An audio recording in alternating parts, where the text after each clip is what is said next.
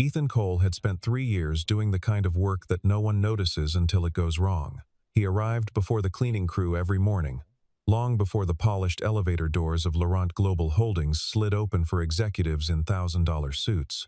He left after the security guards had already made their final rounds. He kept his desk near the back of the accounting floor, where the fluorescent light above him flickered every time the heating system cycled on, and he had learned to tune it out the way a man learns to tune out almost everything that cannot be fixed. He was 34 years old, quietly capable, and almost entirely invisible to the people who ran the company that his labor helped keep solvent. That invisibility had never bothered him much. What bothered him was the mornings, specifically the small stretch of time between dropping Lily at school and reaching his desk, when he had to reckon with how thin the margin of his life actually was. Lily was 8 years old, gap-toothed, and possessed of a laugh that made strangers stop what they were doing. She had her mother's eyes, dark brown, and full of a warmth that Ethan sometimes had to look away from because it hit him somewhere he had not fully recovered. Claire had died 2 years after Lily was born. A sudden cardiac event that the doctors explained in long technical phrases while Ethan sat in a chair that felt impossibly small, holding a coffee he never drank. He had learned, in the years since, to organize his grief the way he organized financial ledgers carefully, precisely, making sure nothing spilled over into the columns where it would cause damage. He was not a man who cried at his desk. He was a man who packed Lily's lunch the night before so that mornings could belong entirely to her. He was a man who read her one chapter every night, even when he came home after 10 and had to shake her gently awake because she had fallen asleep waiting for him on the couch with the book open on her chest. He was a man who smiled at his daughter even when his world was, quietly, collapsing.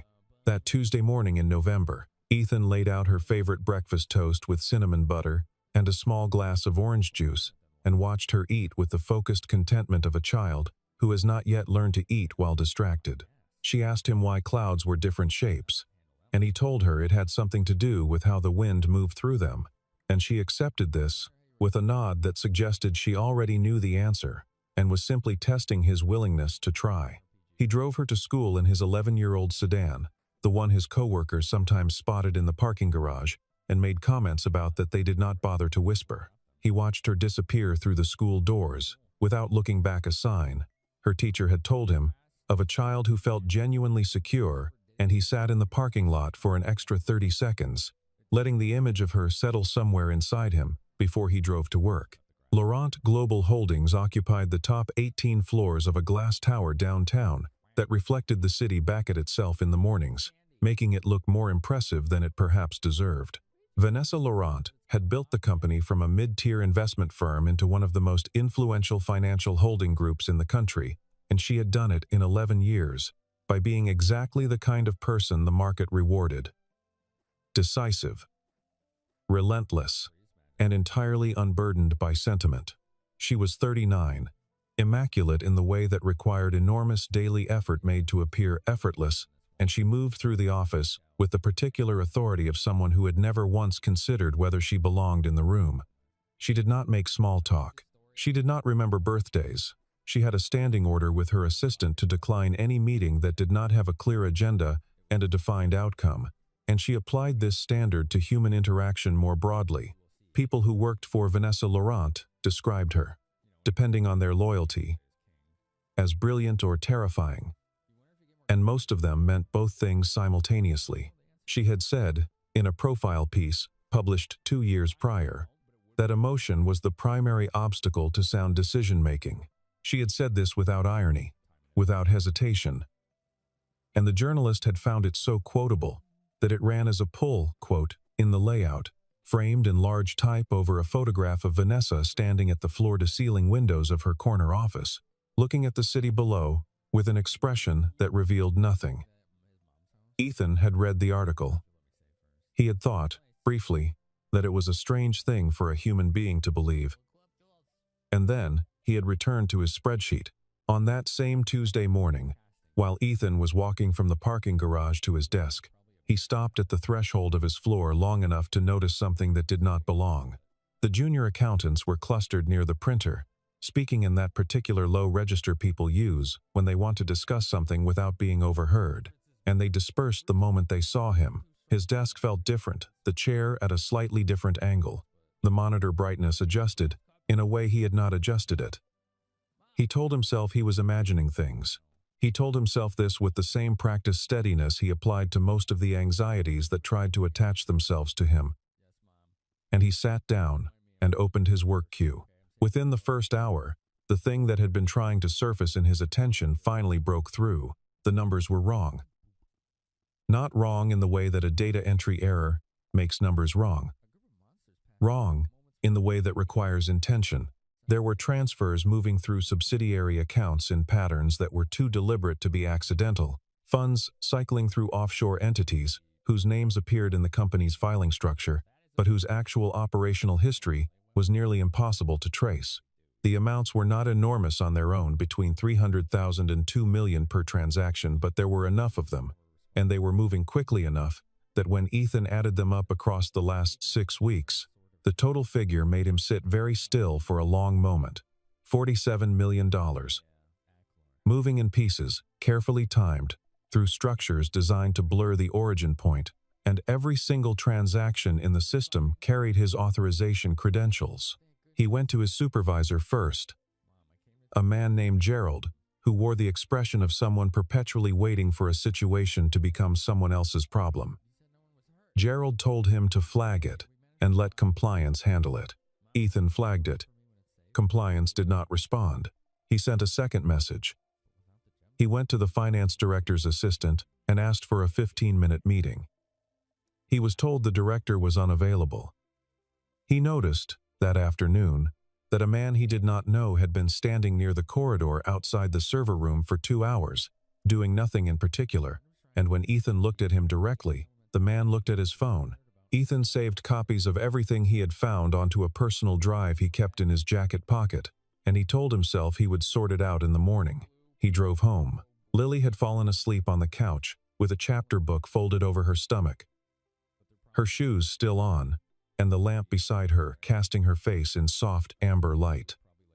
He stood in the doorway for a long moment before he carried her to bed. His phone buzzed on the kitchen counter. He read the internal message that had come through the company system. It said, "Tomorrow, Miss Laurent will be personally overseeing the resolution of the missing funds issue." He read it twice. Then he set the phone face down on the counter and went to bed, though he did not sleep. The meeting was called for 9 in the morning, and by the time Ethan arrived on the 40th floor, the room was already full. The conference space that Vanessa Laurent used for all-hands announcements was designed to feel like power-long glass walls overlooking the city, seating for 50 arranged around a table that cost more than Ethan's annual salary, the kind of room where decisions that affected thousands of people were made by a handful of them. Ethan had been in this room exactly twice before, once during his onboarding 3 years prior, and once when the company announced a restructuring that had eliminated 12 positions, none of which had been his. He took a seat near the back. He noticed Marcus Hale, the chief financial officer, already seated close to Vanessa's position at the head of the table, and something about the arrangement of the man's expression too composed, too ready, created a small disturbance in Ethan's chest that he could not immediately name. Vanessa entered without preamble. She stood at the front of the room, and the assembled employees fell quiet in that reflexive way that certain people command silence without demanding it. She wore a charcoal blazer, her dark hair pulled back, and her face carried its customary expression of controlled authority. She did not look at anyone in particular. She placed a single folder on the table, and she said, without introduction, that the company had suffered a significant financial irregularity, and that the investigation had been completed. She said that the fund's $50 million, she said it simply, the way she might say any number, had been traced through a sequence of transfers. She said that the authorization credentials connected to the transactions belonged to one employee. She said the name. Ethan heard his own name spoken in that room the way you hear a sound. You have been dreading, not with surprise exactly, but with a terrible recognition, as if some part of you had already seen this coming from a long way off and had simply not been willing to say it. He stood up. He said, clearly, and without raising his voice, that the credentials were his, but that the transactions were not. that someone had used his login to move funds through accounts he had not accessed, that he had reported suspicious activity to multiple supervisors over the past week and had received no response. He said he had documentation. He said the word hack. He said the word setup. The room listened to him with the particular silence of people who have already made up their minds. Vanessa watched him from the front of the room with an expression that he could not read. And when he finished speaking, she allowed the silence to sit for a moment before she spoke again. "A man who fails in his personal life," she said. Her voice, even and unhurried, tends also to fail in his professional obligations. She did not look away from him when she said it. "I won't speculate on the specific nature of your difficulties, but the pattern is consistent." She nodded to the security personnel standing near the door, and Ethan understood what was about to happen. He looked around the room at the colleagues he had worked alongside for 3 years, at the junior accountants who had borrowed his stapler and eaten his birthday cake and complained to him about their commutes, and not one of them met his eyes. Someone in the back row, he would find out later, was already filming on their phone. He was escorted through the main floor, past the rows of desks where people suddenly became very interested in their screens, past the reception desk where the woman who always complimented his sweaters could not quite bring herself to look up, and through the glass lobby doors and into the cold morning air. His phone rang while he was standing on the sidewalk outside the building. It was a number he recognized, the hospital where Lily's pediatric pulmonologist practiced. The nurse on the line was professional and calm, and told him that Lily had been brought in by her school's emergency protocol following a severe asthma attack, that she was stable now, but that they wanted him there. He stood very still for a moment on that sidewalk, with the city moving around him and the glass tower reflecting the gray sky above him, and he looked up at the enormous digital billboard mounted to the building across the street that happened, in that particular moment, to be running a rotating advertisement for Laurent Global Holdings. The image was of Vanessa Laurent, standing with the confidence of someone who has never had to be afraid of anything. Ethan looked at that image for exactly as long as it took him to breathe once, and then he said, very quietly, and to no one in particular, "You will understand eventually that you trusted the wrong person." Then he turned and walked to his car. Lily was discharged that afternoon, with an updated prescription and instructions to rest. She fell asleep in the car on the way home, and Ethan carried her inside and settled her on the couch with her favorite blanket and the small stuffed rabbit she had owned since infancy. He sat at the kitchen table with his laptop and the personal drive from his jacket pocket, and he began to work. He had always been good at this, at the particular kind of patient, methodical attention that accounting requires. The willingness to sit with a problem until it reveals its own structure. He did not rush. He had been stripped of everything he might have rushed toward. And what remained was just the work and the truth inside it. The backup files he had saved were more complete than he had initially realized.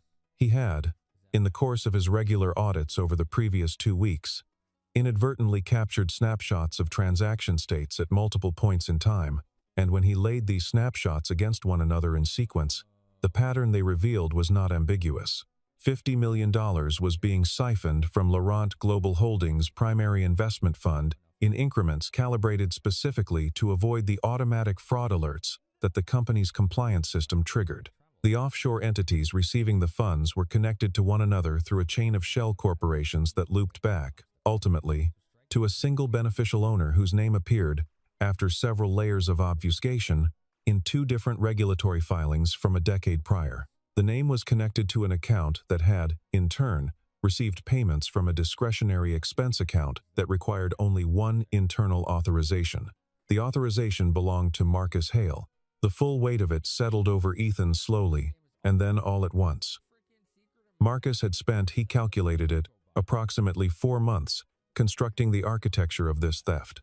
He had used Ethan's credentials specifically because Ethan was the one person in the accounting department who might have spotted the irregularities naturally, and eliminating him preemptively was far cleaner than trying to cover the tracks after the fact. Ethan was not collateral damage. He had been selected. The specific cruelty of this took him a moment to fully process, and then he set it aside, because feeling it would not help him, and there was still more to understand. The transfers were scheduled to complete at midnight. After midnight, the funds would be irretrievable, moved through enough jurisdictions and enough layers of financial obscurity that even a federal investigation would take years to untangle, by which point Marcus would be somewhere without an extradition treaty, living under a name that did not connect to any of this. He was still sitting at the table, working through the last of the documentation, when Lily padded in from the living room in her socks. She had the rabbit tucked under one arm and her hair messed from sleeping. She looked at him at the open laptop, at the papers spread across the table, at whatever expression he was wearing with the particular perception of a child who has learned to read the room because the room has sometimes been difficult. She climbed into the chair beside him and leaned her head against his arm. He told her, in the simplified version he reserved for her, that someone at work had done something wrong and he was trying to figure out what to do about it. She considered this. She said, "Is the person who did the wrong thing going to get in trouble?" He said he hoped so. She said, after another moment of consideration, "People who do bad things to other people should have to fix it." He said he agreed. She said, with the absolute conviction of an 8-year-old who has not yet learned to doubt her own moral clarity, and good people still have to do what's right, even when it's hard. "Right, Dad?" He looked at her. He said yes. He meant it. He drove back downtown 2 hours later. The investment gala that Vanessa's team had organized months in advance was being held in the Laurent Global Event space on the 38th floor, and it was visible from the street. The floor lit up, figures moving behind the glass, the discreet gleam of a gathering that costs more per plate than most people's monthly rent. Ethan did not have an invitation. He used a service entrance that he knew about because he had worked late enough on enough occasions to have developed a working knowledge of the building's secondary systems. He rode the freight elevator.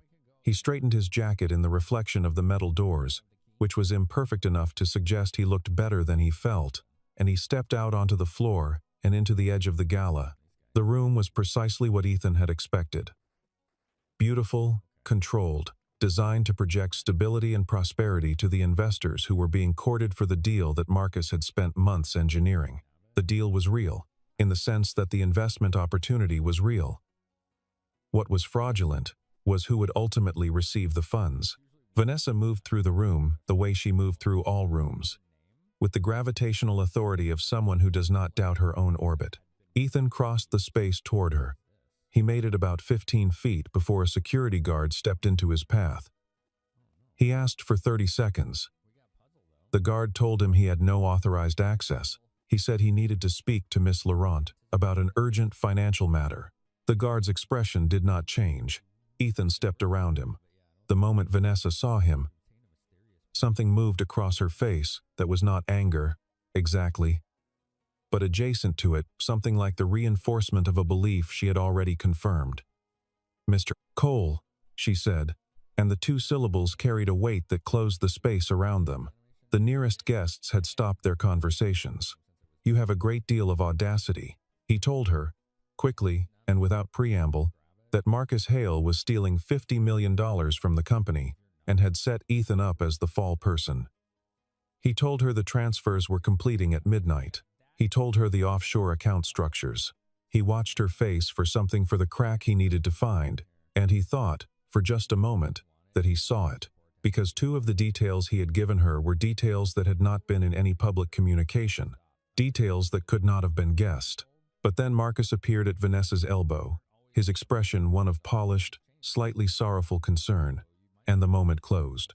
Marcus said, with a calm that Ethan had to admit was impressive, that this was exactly the kind of behavior one might expect from a terminated employee who had been caught in a significant act of fraud, that the elaborate conspiracy theory was a predictable deflection, that Mr. Cole had a documented history of financial irregularities, that this was distressing but not entirely surprising.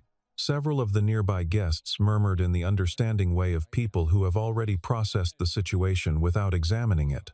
Ethan raised his voice, not a shout, but a raised voice, enough to carry across the room, and he said, "If you sign that deal tonight, you will have lost everything by morning." The room went quiet. Vanessa looked at him with an expression he could not decode. And then she said, without inflection, "If you come anywhere near this building again, Mr. Cole, I will contact the police." Security appeared on both sides of him. He was escorted out for the second time in a single day. He sat in his car in the parking structure for 4 minutes. He allowed himself those 4 minutes to feel what he was feeling, which was a kind of compressed fury and frustration and exhaustion that he could not afford to let run freely. He thought about driving home to Lily and letting all of this collapse. He thought about it seriously, with the honest weight of a man who had been humiliated twice in one day and who had a daughter who needed him to be functional. And then he thought about the fact that 3,000 people worked for Laurent Global Holdings, that they had mortgages and children and health insurance and retirement accounts that were tied to the company's solvency, and that none of them had done anything wrong, and all of them would suffer for what Marcus Hale was about to do. He started the car. He drove to a 24-hour copy and print shop 6 blocks away where he had once printed Lily's school project on the water cycle, and he used their computers to start accessing what he needed. The print shop was fluorescent bright and almost empty at that hour, a college student asleep over a textbook at one of the back tables, a man waiting on a large print order, a teenager running the counter who did not look up when Ethan came in.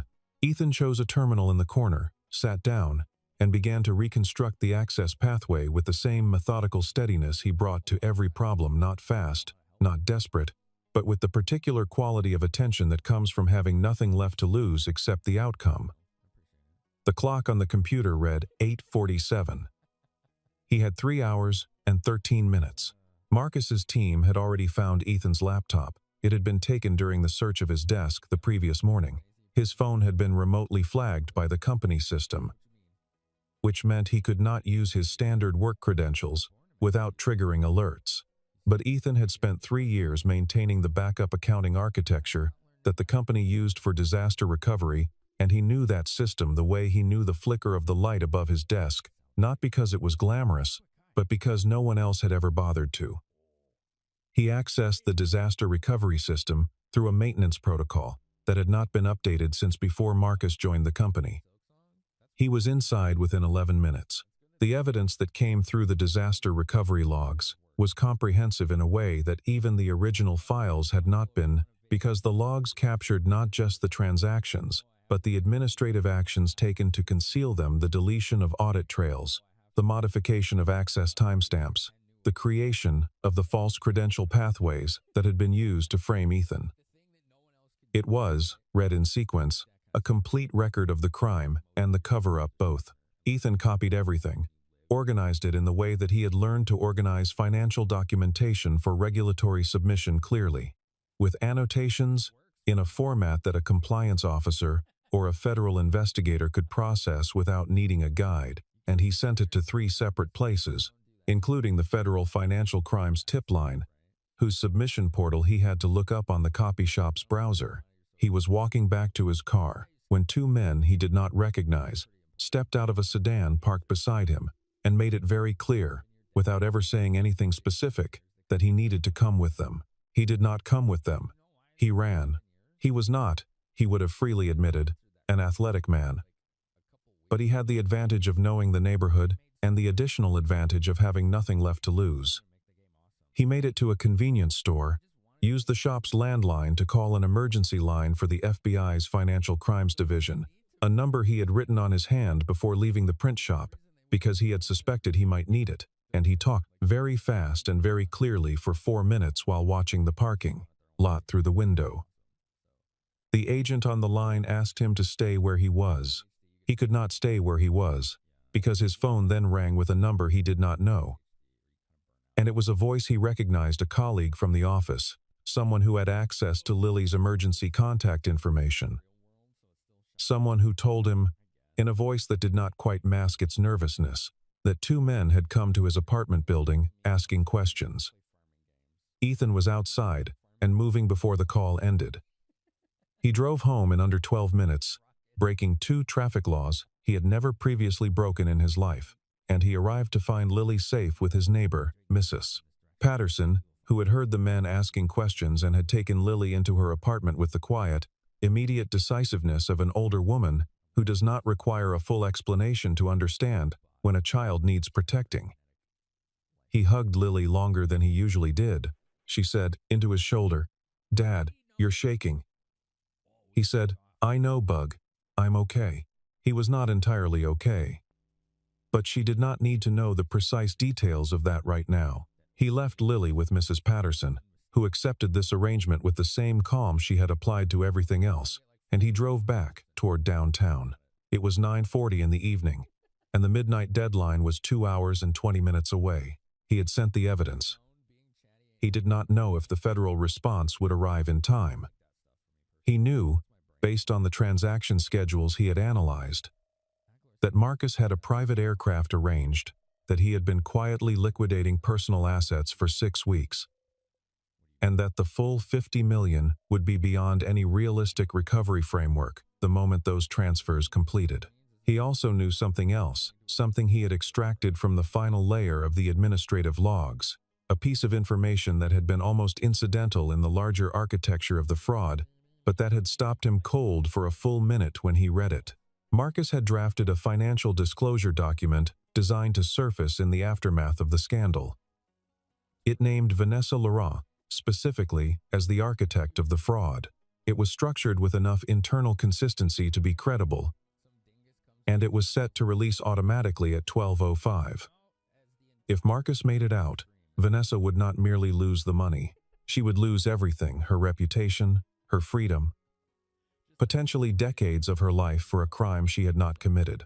Vanessa was still at the gala, or rather she was in the aftermath of it, standing in the emptied event space, while her assistant relayed a series of increasingly alarming messages from the investors who had been at the dinner. 3 of them had already called to pull their commitments. 2 more had sent messages asking for clarification on reports they had received from unnamed sources about the company's financial health. She stood at the window with her phone in her hand and looked at the city below, and she felt in a place she very rarely allowed herself to feel anything. A slow unwinding of certainty that she had not experienced since she was 22 years old, and watching her father sign over everything her mother had built to people who had no intention of honoring a single promise they had made to him. She had been 22, and she had understood, with a clarity that had never left her, that trust was a mechanism through which people with power extracted things from people without it, and she had structured her entire subsequent life to ensure she was never the one without it. She had not trusted anyone since. Not fully. Not the way that left you standing at a window, watching everything unravel, while a man you had humiliated twice in one day turned out to be the only person who had been telling you the truth. Marcus appeared in the doorway of the event space. He said he thought it was a good time to run through the final wire transfer authorization, given that the deadline was approaching. He said it with the smooth, practiced ease that had always read to her as competence, and now, in the particular quality of this evening's light, read as something else entirely. She looked at him. She thought about the details Ethan Cole had mentioned in the middle of the gala, the specific account designations, the offshore structure details she had not shared with anyone outside the executive team, details that Marcus had been present for every time they had been discussed. She thought about the fact that Marcus had been the one to bring the fraud findings to her attention. She thought about the fact that she had not, actually, reviewed the forensic audit herself. She had relied on Marcus's summary because she trusted Marcus, because Marcus had been with her for 4 years, because trust was something she had decided she could extend to people who had proven their value, and the proof of value was the very thing Marcus had spent 4 years carefully constructing for exactly this purpose. She set her phone on the table. She said, very quietly, "I need to see the original audit documentation." Marcus's expression remained composed.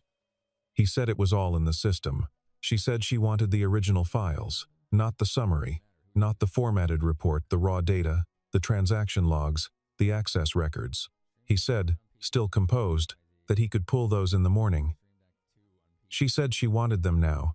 The composition held, but something shifted fractionally beneath it, a very small adjustment in the quality of his stillness and Vanessa Laurent, who had spent 17 years reading rooms and reading people. Read it with absolute accuracy. She said nothing more. She picked her phone back up. She typed a 3-word message to her head of security. And then Ethan Cole walked through the door. He was disheveled in a way that the earlier part of the evening had not quite achieved. He had a bruise forming along his left cheekbone from the encounter in the parking lot, and he was carrying a printed sheaf of documents that he held out toward her with both hands, the way you might offer something you were afraid would be dropped. He said, "I know what you think of me, and you can have me arrested the moment this is over if that's what you want. But please look at what I'm holding." She looked at him. Then she looked at Marcus, whose composure had dropped approximately 2 degrees since Ethan had walked in. Then she took the documents. She was a fast reader. She had always been a fast reader. It took her 6 minutes. In those 6 minutes, Marcus moved twice small adjustments. Casual realignments of his position in the room that Ethan recognized as the movements of a person calculating exits. At the end of the 6 minutes, Vanessa lowered the papers and said, in a voice that was very quiet and entirely different from the voice she had used with Ethan in this building previously, "I want to say something to you." She said, "I destroyed your life today, based on information provided to me by the person who actually committed this crime. And I did not question it because I did not want to question it, and that is going to be something I will have to account for." She said, "I am sorry." The 2 words were plainly spoken, without decoration or mitigation, and they appeared to cost her something. Ethan looked at her for a moment. He said, "There's time for all of that later. Right now we need to stop the transfers and we need Marcus to not leave this building." She nodded. She said, "Agreed." Then she picked up her phone and called her head of legal. The trap was already halfway built. What followed in the next 90 minutes was the kind of coordinated effort that only works because the people involved are operating on almost no margin and have no option other than to trust each other completely. Vanessa's team froze the outbound transfer protocols from their end, while Ethan walked them through the forensic trail he had documented. The FBI team that had been briefed from the tip line arrived and established their perimeter quietly. And Marcus, who had spent 4 months constructing the most elaborate financial fraud Ethan had ever seen up close, was taken entirely by surprise, not because he was careless, but because he had never once considered that Ethan Cole would still be working on this problem at 10:30 in the evening, having been fired, publicly humiliated, chased through a parking lot, and threatened at his home address. He had considered Ethan a variable and neutralized it, and what he had failed to account for was the possibility that some variables do not neutralize. Marcus attempted to leave through the building's private access corridor with a hard drive that contained encrypted keys to the transferred accounts funds that had not yet cleared the final routing stage and could still, with the right credentials, be redirected. He reached the service corridor on the 36th floor and found Ethan Cole standing between him and the stairwell. Marcus was a tall man, broad through the shoulders, in the way of someone who spent money on personal training and expensive suits to match. And he looked at Ethan with an expression that contained, among other things, the particular contempt of a person who has underestimated someone and still has not fully revised that assessment. He said, evenly, that Ethan needed to step aside. Ethan said nothing. He held his position. Marcus said, with slightly less evenness, that Ethan had no idea what he had gotten himself into. Ethan said, "I know exactly what you did. And I know where those files are going. And I know that there are federal agents 2 floors below us right now. Step down." Marcus looked at him for a long moment, a calculation, a assessment, and then he moved. What happened in the next 4 minutes was not something Ethan would describe in detail to anyone in the years that followed, except to say that Marcus was larger than him and significantly less tired, and the outcome of the physical confrontation was not particularly favorable for Ethan. He took the first impact against the corridor wall and felt something sharp and bright light up along his ribs. He did not go down. Marcus shoved past him, and Ethan grabbed the man's jacket and held on with the specific tenacity of a person who has been told all day that he is powerless and has simply decided not to be. The hard drive hit the floor somewhere in the struggle. Marcus hit Ethan hard enough that his vision blurred at the edges and the wall behind him became briefly more interesting than it should have been. He did not let go. The FBI team coming up the stairwell from below reached them before the grip failed, and the sound of footsteps and identification and the specific authority of federal officers filling the corridor was, in that moment, among the more beautiful sounds Ethan had ever heard. Vanessa reached the corridor 40 seconds later. She found Ethan sitting on the floor with his back against the wall, breathing carefully in the way you breathe when breathing has become something that requires conscious effort, and Marcus in handcuffs being read his rights. The hard drive was on the floor 2 feet from Ethan's left hand. She looked at all of it. She sat down on the floor beside him, which was not something anyone who knew Vanessa Laurent would have predicted, and she did not say anything for a moment. Then she said, "Why did you come back?" He said, looking at the opposite wall. 3,000 people work for this company." She was quiet again. Then she said, "That's not enough of an answer," he said. After a moment, Lily said, "Good people still do what's right." Vanessa was silent for a long time. He did not look at her, but he heard something shift in her breathing. And when he finally turned, he found that her face held an expression he had never seen there before, unguarded, undefended, and entirely at a loss for what to do with itself. She was not crying, but she was close to it in a way that close meant something. In a way that close was itself a kind of arrival. She said, very quietly, "I have not cried in 11 years. He said, "That sounds exhausting." She said, "Unexpectedly, it is." They sat on the floor of the service corridor of Laurent Global Holdings at 11:53 in the evening, while the FBI secured the scene around them, and neither of them said anything else for a while, and it was the most honest interaction either of them had managed in a very long time. The morning came with the specific quality of mornings that follow nights in which things have been permanently changed. The Financial Crimes Unit confirmed that the transfers had been stopped with 9 minutes, remaining 43 million of the 50 million recovered immediately, the balance recoverable from the frozen offshore accounts over the following weeks. Marcus Hale was formally charged with wire fraud, securities fraud, and a list of related offenses long enough that his attorney's initial response, a journalist later reported, was a very long silence. The document Marcus had prepared to implicate Vanessa, the one set to release automatically at 12:05, had never triggered, because the account it was staged from had been part of the infrastructure Ethan had shut down in the course of securing the evidence. Marcus had not anticipated that Ethan would be competent enough to dismantle his own framing as a side effect of stopping the theft. He had, in fact, never anticipated very much about Ethan at all. That had been his fundamental mistake. The news coverage came quickly, and with the particular enthusiasm that media reserves for stories that reverse cleanly, stories where the person who was wrong and the person who was right trade places in a single day. Ethan's name appeared in the initial reporting as the accountant who stopped the $50 million fraud, and by afternoon it had been simplified further, the way these things always are, to the single dad who saved the company. He did not particularly enjoy this framing, but Lily, who heard it from a classmate's parent at pickup, told him it was pretty cool. "Dad, even if you look bad in that photo," which he thought was a fair assessment. Vanessa held a full company meeting 4 days after the arrest. She stood at the front of the same conference room where she had publicly accused Ethan of fraud. And she said, in front of every employee who had been present for that meeting, that she had made a serious error of judgment, that she had taken an accusation at face value without examining the evidence independently, that the employee she had accused was innocent of every charge she had leveled, and that the humiliation he had been subjected to in this room was wrong. She did not hedge this. She did not explain the circumstances as mitigation. She said it directly, and she sat down. The room was very quiet.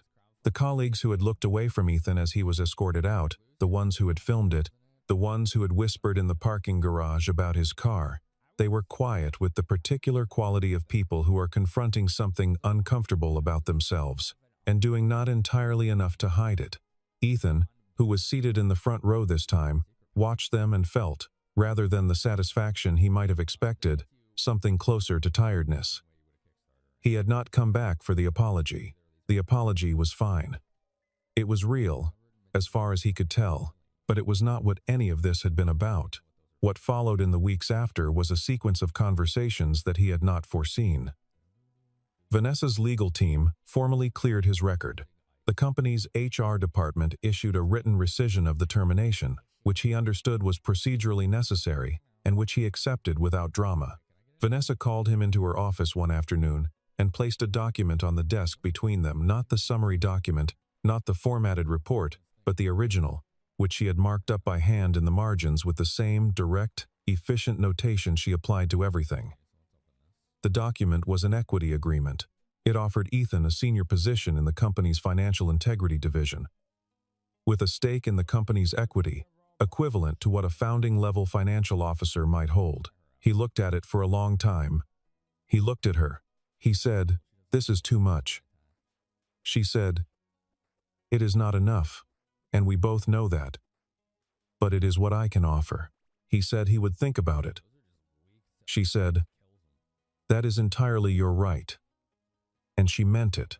He thought about it for 3 days, and during those 3 days he took Lily to the park twice, and made her favorite dinner once, and read her 4 chapters of the book they had been working through, and he thought about Claire, as he sometimes did in quiet moments, and he thought about what it meant to rebuild something from the ground up, and whether rebuilding was something you did out of necessity, or something you did because you had decided the structure was worth preserving. He signed the agreement on the 4th day. The weekend after the agreement was signed, Lily asked if the lady from the news could come over. Ethan asked which lady from the news she meant, knowing perfectly well which one. Lily described Vanessa as the one who was mean to you but then said sorry, which was not the most precise summary of events but was not entirely wrong either. He called Vanessa, which was still, even now, a slightly unusual thing to do on a Saturday morning. She answered on the 2nd ring. He heard street noise in the background and realized, with some surprise, that she was outside, not in the office, not in a car, just outside somewhere. He told her Lily wanted to know if she would come for pancakes. There was a long pause. She said, "I do not know how to make pancakes." He said that was all right. She said she would come at 11. She arrived at 11:02, which was, he later thought, entirely consistent with who she was. She was dressed differently than he had ever seen her. Still neat, still precise, but not the armor of the office. She stood in his apartment doorway holding a paper bag from a bakery that she had apparently brought because she did not know how to arrive at someone's home empty-handed, and pancakes had already been claimed as the centerpiece. Lily appeared from the kitchen, assessed the situation with her full attention for approximately 3 seconds, and said, "You're taller than I thought." Vanessa said, "You're braver than I expected." Lily considered this and decided it was a satisfactory exchange, and led her into the kitchen. Ethan stood in the doorway between the living room and the kitchen and watched Vanessa Laurent receive instructions from an 8-year-old on the correct way to fold blueberries into pancake batter, which apparently required a specific motion and a great deal of seriousness. Vanessa followed the instructions with the focused precision she brought to everything, and when the first pancake came off the pan slightly lopsided, Lily announced that it was a character pancake, and that those were actually better. Vanessa looked at the imperfect pancake on the plate with an expression Ethan had never seen on her face, something open and uncalculated, something like the beginning of something. She said, to no one in particular, and perhaps to herself, "I have not done anything like this in a very long time." Later, after Lily had been put to bed and they were sitting with coffee in his small living room, Vanessa said, without preamble, "You are the first person in a long time who has shown me that strength does not live in money." She said it carefully, the way she said things she had worked out in advance but still was not entirely certain about. He said he was not sure he had shown her anything, he said. He had mostly just done what had to be done. She said, "That is exactly what I mean." The city was visible through his window, the same city he had looked at from the sidewalk outside her tower on the worst morning of his life. And it looked different from this angle, which was not a surprise, because most things look different when you are looking at them from the right place. Ethan thought about the 3 years of silence, the flickering light above his desk, the way Lily had pressed her face into his shoulder and told him he was shaking. He thought about the fact that the worst day of his life had also been the day he finally became visible to the people who had never bothered to see him. He was not sure what that meant, exactly.